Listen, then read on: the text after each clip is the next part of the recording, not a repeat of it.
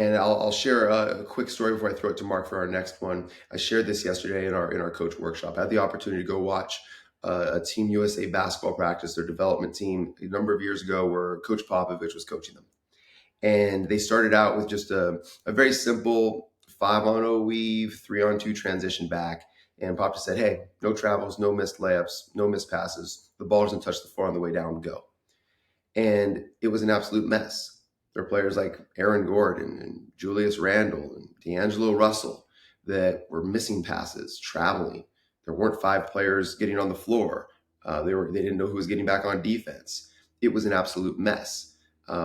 There were passing errors, there were footwork errors, there were finishing errors, there were communication errors, there were effort errors, there were focus errors. The errors were numerous. And I was watching on the sideline, and I was just listing all of the errors. I'm like, why is this great coach not correcting these errors? And it went on for 2, 3, 4 minutes. And I started to get uncomfortable and frustrated that these high-level players couldn't execute this seemingly simple skill. And I was thinking, man, I thought Coach Popovich was a better coach than this. Why is he? Well, can't he see what's wrong? Why is he not fixing what's wrong? And it went on 5 minutes, 6 minutes.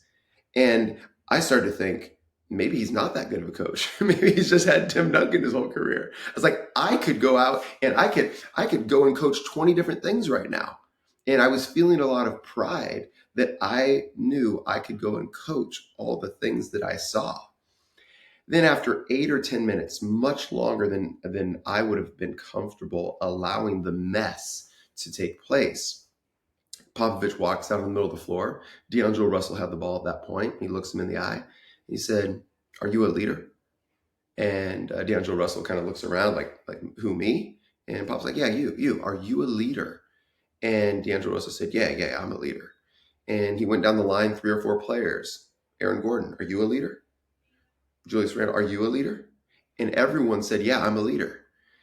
He just looked at them all and he said, I thought this was important to you. And then he went and sat back down. And they went back to work.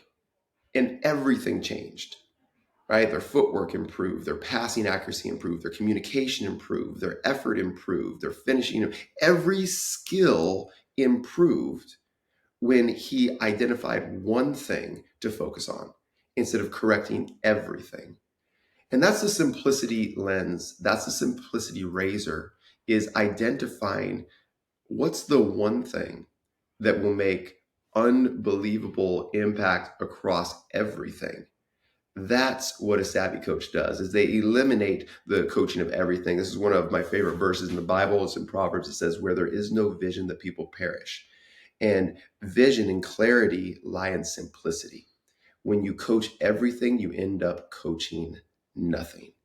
And so as you think about your player development, you think about this lens of how we're going to develop a player, if you try to give a player every tool, you end up giving them nothing. But if you can identify the one tool that a player or your team needs, and you focus on that to the exclusion of all else, that's when you'll really develop.